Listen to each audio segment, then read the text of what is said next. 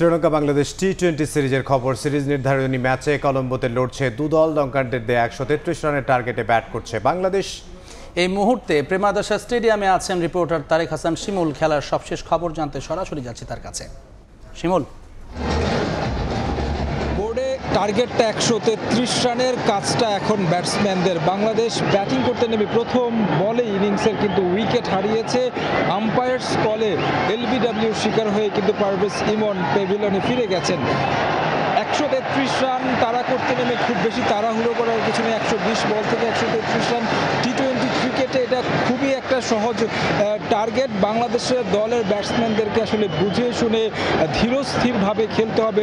অধিনায়ক লিটন দাস এখন উইকেটে রয়েছেন, তানজিদ তামিমের সঙ্গে দারুণ একটা ছন্দে রয়েছেন অধিনায়ক। গত ম্যাচটায় আমরা যেমনটা দেখেছি যে তিনি যেভাবে রানটা পেয়েছেন সেই রানটা ধারে কাছে অর্ধেক রানও যদি করতে পারেন সেক্ষেত্রে কিন্তু অনেকটা বেশি সহজ হয়ে যাবে।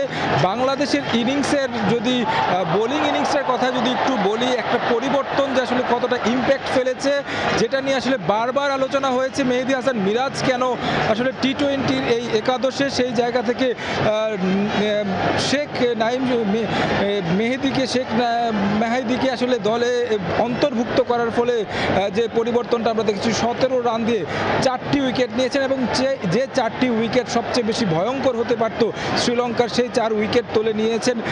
বলতে হয় কুশল পেরেরার কথা, চারিত আসালাঙ্কার কথা, যিনি দুর্দান্ত ছন্দে রয়েছেন। তাদের উইকেটগুলো নিয়ে কিন্তু শ্রীলঙ্কার যে ব্যাটিং অর্ডারের মেরুদণ্ডটাই ভেঙে দিয়েছেন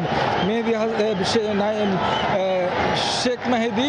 সেই জায়গা থেকে বলতে হয় এই পরিবর্তনটা অনেক বেশি ইম্প্যাক্ট ফেলেছে। এখন আসলে যেই গুরুত্বপূর্ণ কাজটা হবে ব্যাটসম্যানদের আসলে দেখে শুনে খেলা। উইকেটে সময়ের সঙ্গে কিছুটা পরিবর্তন আসে, উইকেটটা ভাঙে। আমরা আগের ম্যাচগুলোতে দেখেছি, রাতে যখন ম্যাচ হয়েছে ওয়ানডে সিরিজের দেখেছি বাংলাদেশ যে যখন 245-40 রান তারা করতে নেমে আসলে ধুঁকতে হয়েছে এই উইকেট পরিবর্তনের কারণে। বাংলাদেশ ওই অভিজ্ঞতাটা রয়েছে, সেই অভিজ্ঞতাটা এখন কাজে লাগানোর পালা এবং একটা ইতিহাসের সামনে কিন্তু বাংলাদেশ দাঁড়িয়ে একটা সিরিজ জয়ের লঙ্কার মাটিতে। তো আমার কাছে কলম্বো থেকে এই ছিল সবশেষ খবর। শ্রীলঙ্কা থেকে সহকর্মী তারেক হাসান শিমুল।